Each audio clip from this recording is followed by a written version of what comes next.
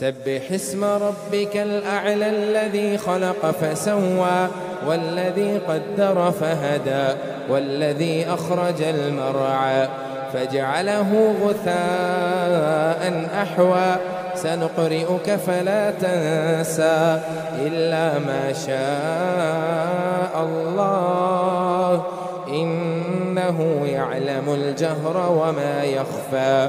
ونيسرك لليسرى فذكر إن نفعت الذكرى سيذكر من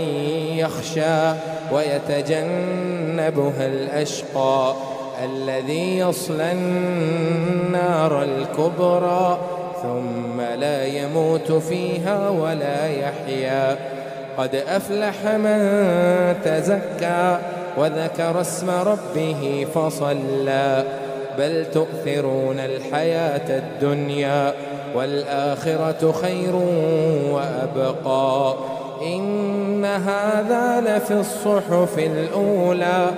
صحف إبراهيم وموسى.